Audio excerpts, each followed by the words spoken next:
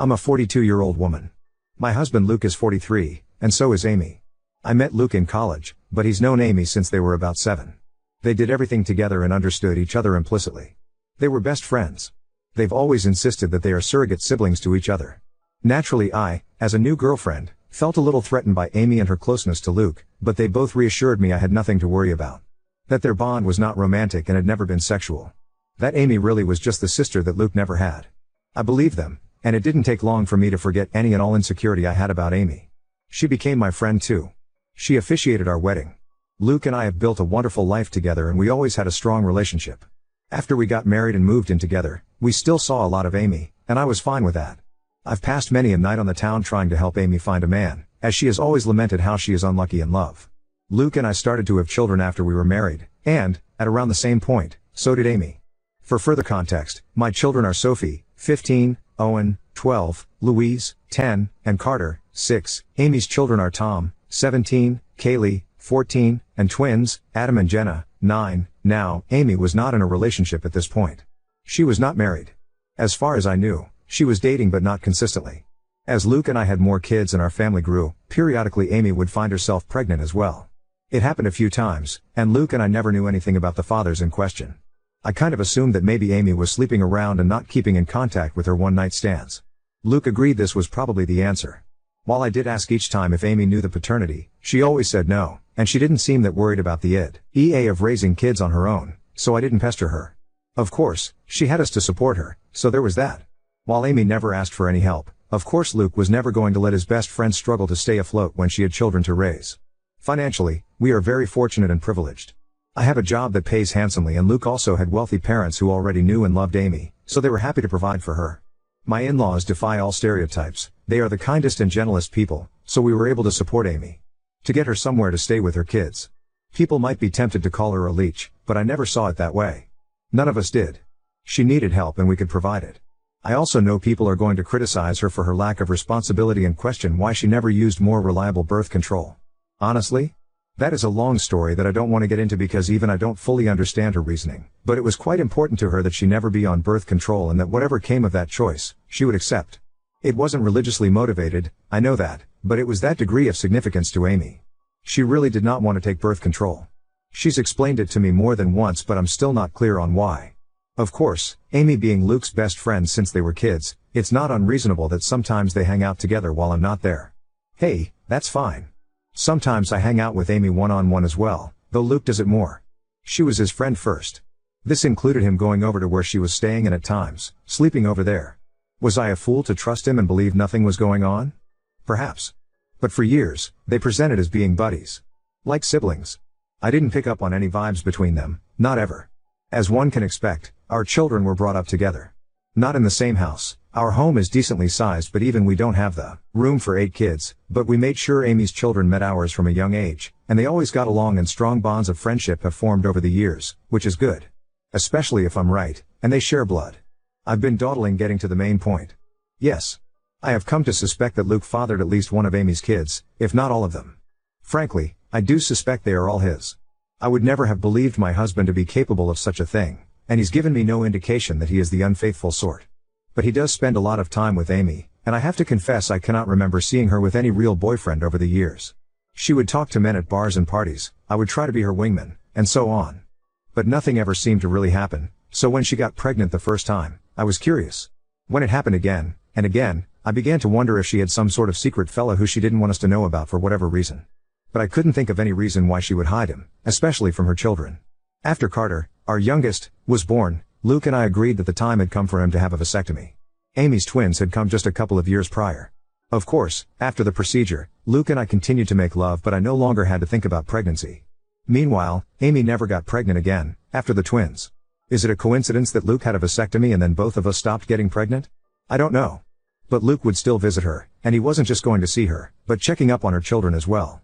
In general, I should have paid more attention to it sooner, but Luke has always acted like a father to them, especially as they've gotten older. He's the father they never had. He doesn't neglect me, or our children, not one bit. He's doing double duty. On its own, the idea that he is a surrogate father to Amy's fatherless children isn't inherently suspicious. One could call it noble. But it combines with a lot of other little things. There is appearance as well.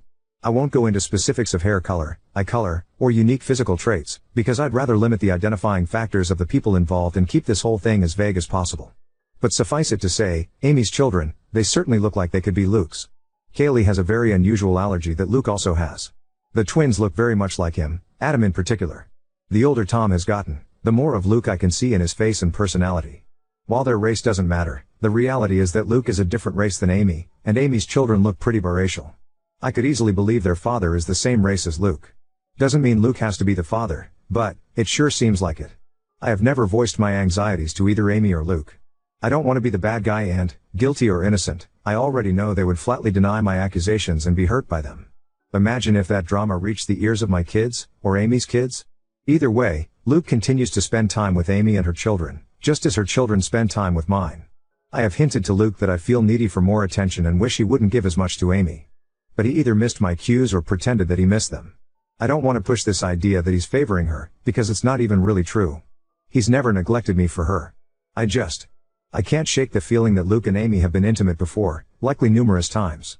So far as I know, Amy never really wanted to be a mother, either. She wasn't opposed to it, and when each of her children came into the world she instantly fell in love with them, but motherhood was never really a major part of her life plan or identity. In the grand scheme of things, when we would talk about the future, she would sometimes mention a husband and children, but it never seemed like something she had her heart particularly set on. So I don't think this is a case of Luke just giving Amy children. I doubt that was the motive for the infidelity.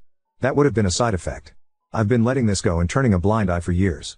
It was a dark thought in the back of my mind after Kaylee's allergy was discovered, but I dismissed it. Got worse after the twins were born. I dismissed it. Then, when Amy stopped having babies, I wanted to feel reassured by that. But Luke had gotten a vasectomy, so if anything, that made my anxiety worse. There have been nights that I wish the twins were younger, that they had come along after Luke's procedure. It's been twisting me into knots for a long time, but I don't want to be the one who rips our family apart, especially since, technically, I could be wrong. Except now I'm very afraid, because in the last few months we've had a new development in our kids' social circle. Tom, Amy's eldest, asked Sophie out. Sophie, my eldest. She's really blossomed over these last few years and become quite the outspoken beauty, so I'm not shocked to see she's getting male attention, but Tom asking her out had me thrown. Sophie said no, but only because I'm quite protective when it comes to her exploring dating, and she knew she'd have to ask me first. I could tell she was flattered and intrigued by his interest and wanted to say yes. She approached me to talk to me about it. Bless my girl, she did everything right. I think she expected I would see things her way and agree that she could date Tom. Much to her surprise, I very firmly said no. That caused a bit of conflict. She didn't even want to date him that badly, she just couldn't understand why she wasn't allowed to. And I couldn't explain it to her. All I could come up with was he's too old for you, which he is, but it's not really about that. When Amy and Luke heard, I was so very curious to see what their reactions would be. If either of them had agreed with Sophie and tried to convince me that the two of them should be allowed to date, I think I would have been relieved and taken that as proof that I was wrong about something going on between them. Wrong about who fathered Amy's children. But the ambiguity continued. They took my side. Both of them put their foot down, though not as fiercely as I did. Luke agreed with me, but he also worried that trying to forbid such a romance would only make Sophie want it more. He's probably right about that. Amy seemed more apathetic to the idea. She didn't want Tom to date Sophie either, and she backed me up, but I don't know, she just wasn't taking it as seriously. She seemed to think it was a fleeting crush. Well, it wasn't. In the months following those conversations, Tom would spend more and more time with Sophie. They would be alone, or with other friends, anytime they possibly could. It's become abundantly clear that Tom is crazy about Sophie and wants to be with her. And he definitely wants to be physical. I've been watching them like a hawk and noticed his eye wandering many times, and while I'm doing everything I can to kill this budding romance in the crib, I also am feeling somewhat powerless. Sophie hasn't outwardly defied me, she's still just hanging out with Tom as friends. So forcing them to stop spending time together would be unreasonable, and probably encourage more sneaking around. But I'm so afraid that they're already doing that. My nightmare is that they're secretly dating, and doing God knows what when no one is looking. I've observed Tom being rather handsy with Sophie, and she presents no objection whatsoever, and I just don't know what to say. I had considered trying to convince Sophie that Tom is like her brother, but if she doesn't see him that way, I don't really have the power to rewrite their emotional dynamic or the history of their friendship. I always saw Amy and her children as being like family, but my kids might see wise kids more as best friends. The problem is, of course, that if my husband has indeed been carrying on an affair over the years and I'm right about the paternity of Amy's children, then Tom and Sophie cannot be anything more than friends under any circumstances. End of discussion. It can never happen. I feel powerless to stop it, though. Luke has apparently talked to Tom about this, as has Amy, but he is unrelenting and he won't give up on Sophie. I think she enjoys that attention and devotion. Tom has also confronted me and asked why I'm so against this when I know him very well and I know he would be good to Sophie. I didn't know what to say other than to fall back on her being too young for him. But that won't work forever. If, God forbid, they're still attracted to each other in a few years, then they'll pursue this with abandon, and once they're legal adults, there's nothing I can do about it.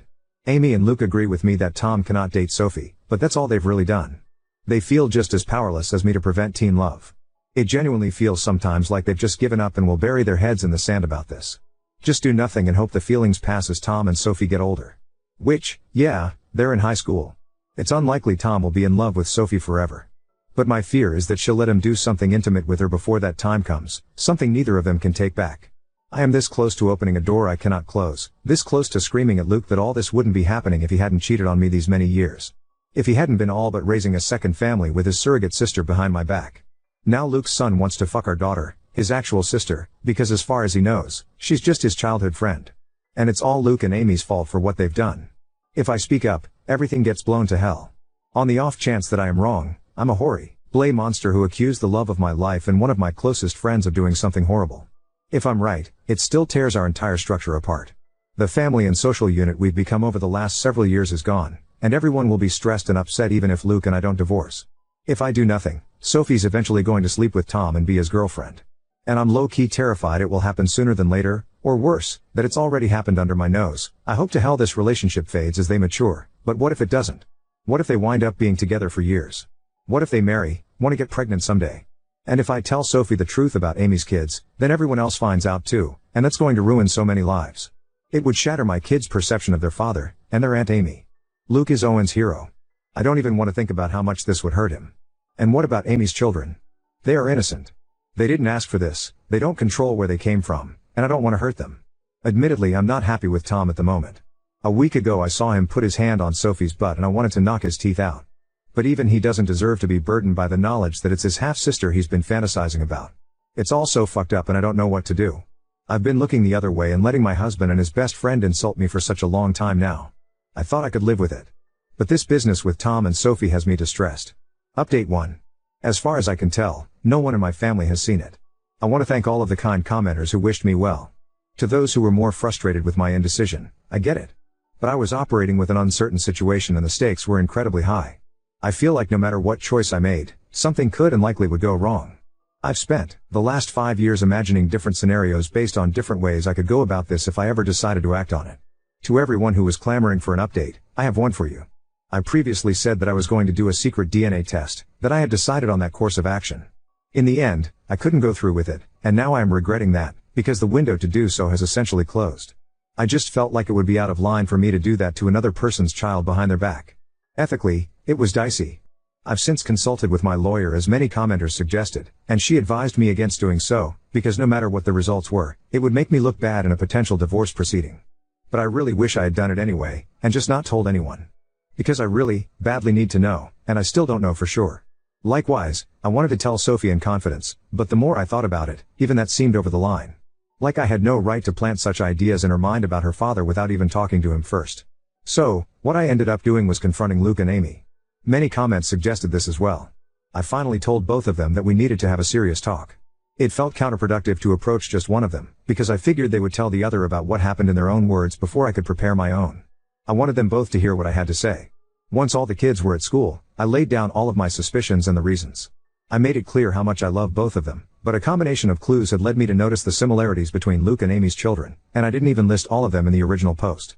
For example, Luke has been a sleepwalker in the past. So have Sophie, Tom, and Adam. I said over and over how much they meant to me and how I didn't want to believe it, but the thought had crept into my mind in the past. I had dismissed it before, but now, with Tom and Sophie having crushes on each other, it became necessary to pose the question. So I asked if they had ever crossed the line, if Luke had ever been unfaithful, if there was even the slightest possibility that any of Amy's children were his. I was just trying not to cry. Well, they reacted exactly as I would have expected. Their responses were perfect and so very well rehearsed. I genuinely can't tell if it was honest emotion or powerful gaslighting. Amy was more upset than Luke, or at least more outwardly upset. She was angry, offended at the accusation. Luke just seemed heartbroken by it. Maybe they were just acting, but I don't know. Somehow, they had reasonable responses to all of the points I brought up. They asked questions I didn't know how to answer. I had never objected to them having alone time before. Why did it suddenly bother me now? Do Amy's children really resemble Luke that much, or are things like hair color pretty basic traits to have in common? The whole family had always treated Amy and her kids as part of our unit, and I had previously commended Luke for stepping up and being a father to Amy's kids since they didn't have one. Why was I now saying it was a bad thing? What exactly did I want them to do? How could I think such a thing about them? Why had I waited so long to say something? Luke was more understanding than Amy. He respected my feelings, or at least he acted like he did. Amy appeared to feel more betrayed by what I said. I ended up apologizing several times even though I'm not sure I did anything wrong. Luke also apologized for anything he'd done to indicate he was unfaithful. I asked Amy more pointedly that, if not Luke, who had fathered her children. She snapped back that it was none of my business, and I could tell she was in no mood to get personal or vulnerable with me after my accusations. I'm not proud to say that I lost my temper, and said that after everything we had done for her and her children, such information was not a lot to ask and perhaps she owed it to us. I regretted the words as soon as I said them, but Amy shouted back that I had never done anything for her, that it was Luke and his parents who had kept her afloat all these years, not me. She went on a longer tirade about how I had always acted superior to her, which I don't believe I did, though it's possible that I gave off that vibe unintentionally. Luke did his best to calm her down, but the room was still fraught with tension. I don't know, Reddit, I just don't know. It's driving me to the edge of madness. There is a way to be certain, of course. Not certain of my husband's fidelity, but of the paternity of Amy's children. So I asked Luke, for my own peace of mind, for the sake of our daughter, and for our family unit, if he could please get a DNA test done, a paternity test. I went on to say that I knew he disliked and distrusted such things, but that I really needed this. I could see the pain in Luke's eyes. Maybe it was an act, but he did seem genuinely hurt that I was asking for this, that him giving me his word that he had always been faithful was not enough for me. But he very reluctantly agreed to participate in a DNA test. Unfortunately, Amy did not, and that's where we hit a roadblock. I was afraid of this. But Amy was infuriated at the whole concept and told me in no uncertain terms that I would not be getting samples of her children's DNA and basically told me to fuck off for asking, several times in several variations. I pressed Luke, and honestly he was a bit useless but probably right. He tried to convince Amy but she wouldn't hear of it, and he kind of shrugged to me when I pushed him for further support. Because he can't force her to get the test done. If she refuses, that's really a dead end. Trust me, it is. I looked into this quite a bit and consulted with my lawyer. The problem is, Luke could, in theory, petition the court to demand a paternity test for Tom and the others. The issue is that, to do this, he'd essentially be claiming he slept with Amy and he believes her children to be his. That would be the version of events he'd be maintaining. But Luke has staunchly insisted that nothing ever happened with Amy. That he never cheated on me. Whether or not he's being honest about this is another story, but he'd essentially have to go on record and make a claim that he isn't prepared to make. He is quite certain the children aren't his and he has no intention of fighting for custody of them. So no judge is going to compel Amy to submit samples of her children's DNA. Tom is also old enough that his consent would be a factor. If both he and Amy refuse to participate in the test, it's unlikely that Luke would have a case. He'd have to target one of Amy's younger children, like say, one of the twins. But he doesn't want to do that. He doesn't want to take his best friend to court to prove something that, in his words, he already knows isn't true. Luke is asking me to please just let this go, and trust him, because pursuing this will fracture everything. And according to my lawyer, it's not realistic anyway. For Luke to establish paternity, he would need to admit to an affair in the first place, and he's not doing that. And if he did, that would pretty much be all the proof I needed to be certain, even if I'd need more in a court case. I pestered him further about Tom and Sophie. Insisted that I didn't want them dating. Luke agreed, and apparently Amy still agrees. Luke plans to have a talk with Tom and activate protective Papa Bear mode. Among other things, he's going to remind Tom that in a couple of months when he turns 18, him being intimate with Sophie will literally be a crime. I wouldn't actually press charges against him as I know he'd never do anything against Sophie's will, but I'm not above implying the threat. Thankfully, Luke isn't either. I did ask him if he'd be open to potentially swiping a sample of Tom's DNA to do a private paternity test, but he was very hesitant about the idea. Like me, he viewed it as unethical. He also pointed out that if we were to do this and Amy found out, it would mean the end of our friendship with her, most likely. Things are, Luke believes, still in a salvageable state, where Amy and I could reconcile and become friends again, and I can see how much he wants this to happen. But, if I did a DNA test on Tom behind Amy's back and she found out, I think she would hit the roof and I wouldn't entirely blame her. Though I'd be very interested to see the results. Luke ended up going to see Amy and spending the night. I know all of you are cringing and throwing up your hands, and trust me, I wasn't happy about it. That was a very long conversation. But he was adamant that he needed to perform damage control. So they spent the night together. With Luke maintaining that nothing happened. I did not sleep a wink and I kept texting him for updates. So far as I can tell, Amy will cool off, but she needs a little time. Luke and I talked things over when he came back the next morning. It was an emotionally fulfilling conversation and we ended up agreeing to take the kids, our kids, not Amy's, to visit their grandparents for a few days. It was an impromptu visit, but we've done it before and they were delighted to have us. I just really wanted our family to spend some time together away from Amy's side of the family, so to speak. I always love getting to see my in-laws. I'll refer to them as Jim, 75M, and Kat, 67F. I know Reddit is famous for stories about the mill from hell, but in my life that couldn't be further from the truth. I feel safe with them. To the point that, when they took notice of how distant Luke and I were from each other, I finally relented and confessed my fears. I told them of my anxiety that Amy and Luke were having an affair, and that Amy's children might be his. Here's where things got a little bit interesting. When I told them what I was feeling, Kat just gave Jim this pointed look, and did a big, dramatic sigh. So it turns out, Kat has had similar misgivings to mine and genuinely suspected over the years that Luke and Amy were closer than they'd ever admit, that they had crossed the line in the past. Jim, on the other hand, simply refuses to even consider the idea. He has always insisted that Kat is seeing things that aren't there. He maintains that Luke and Amy are like siblings and would never do such a thing. Kat thinks his stance on this is naive and that, even if she and Jim had taken Amy in and loved her like a daughter, that didn't mean Luke viewed her as a sister or that she viewed him as a brother. But Jim just continued to insist that this is what they are and had always been. I could tell that he and Kat have already had this conversation before, and they kept going in circles, with Kat getting exasperated. She pointed out that, surrogate siblings or not, Luke and Amy were not actually brother and sister, so nothing was stopping them from being physical together if they felt a mutual attraction. At that point, Jim just sighed and walked away from the conversation. So yes, Kat has privately wondered if Amy's children weren't fathered by Luke, which is part of why she has always treated them as her grandchildren. Which was never something that I minded, to be clear. I also don't mind that Kat never voiced these concerns to me.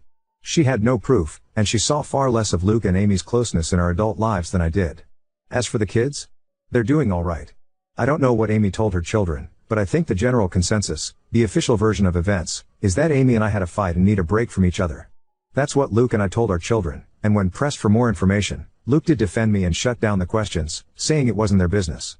I don't know if Amy kept to that version of events. Boo. My children and her children have each other's phone numbers and social media, so they've presumably still been in contact over the last 2 days. I think my kids would have kept Amy's kids in the loop on the updates, and if Amy had told them anything else significant, they would have relayed that information to my kids. After all, we know Sophie and Tom are very close. I did try and talk to Sophie about that more, but the timing was off, because Sophie rejected my counsel and interpreted my reinforced reluctance as being attributed to my fight with Amy. She maintained that she wasn't dating Tom. To what degree that's actually true, I don't know, but she was going to remain close friends with him, and while she isn't usually a disobedient child, she made it very clear that she was putting her foot down on this one, and, to be fair, I can't really justify trying to separate them or forbid them from being friends. They've known each other for years. Luke has my back on them not being allowed to date, but he wouldn't have my back on them not hanging out anymore. I wish I had a more definitive update. If anything significant happens in the next few days, I can let you guys know. I'm mostly just kicking myself for not having done the secret test, even for my own peace of mind, as now I feel like I'm locked out of the only way to get definitive proof one way or the other. Update 2. I ultimately decided that whatever else happened, I needed to warn Sophie about the situation, and do so immediately. To hell with Luke and whatever that meant for him. To hell if that meant all of the kids learned of the situation.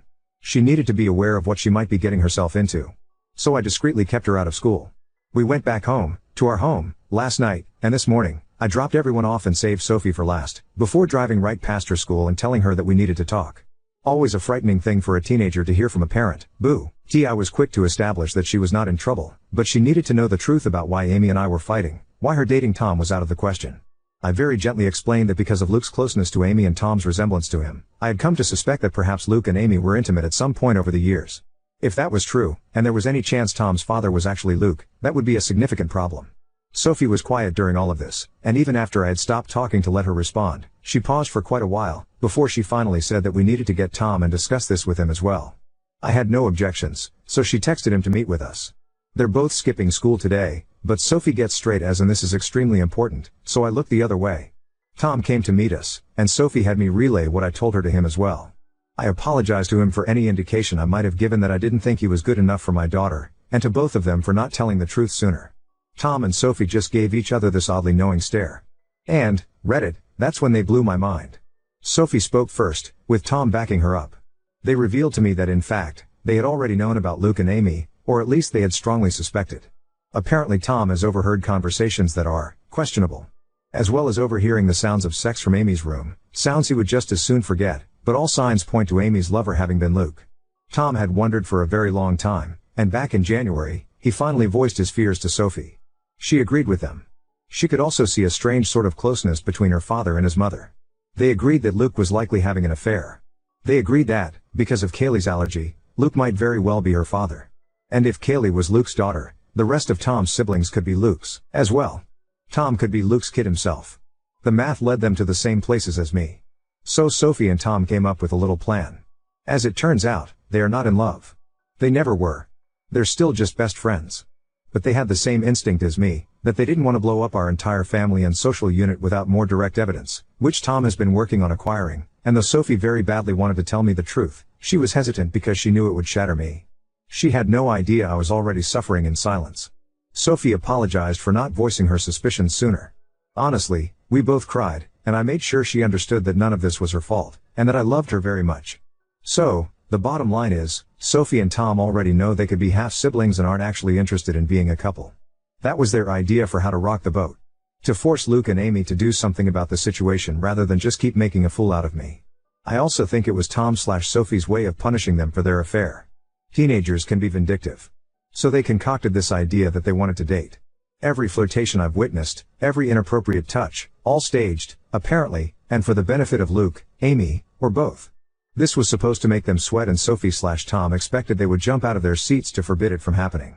When I was the one who did instead, that kind of threw the kids for a loop. They couldn't understand why I cared more than the actual cheaters. They began to suspect that maybe I knew. Tom confronting me that one time about why can't I date Sophie was him trying to gauge if I knew or not. Maybe I shouldn't be surprised. Sophie and Tom have always been close friends and confided in each other.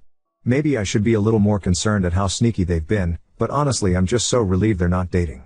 Sure, they could be lying to throw off the SC, and, I guess, but they apparently already knew that they're likely related. They didn't blink at all when I told them. We even had a bit of a laugh together when Tom mentioned how he had been a little offended that I was so against him dating my daughter before.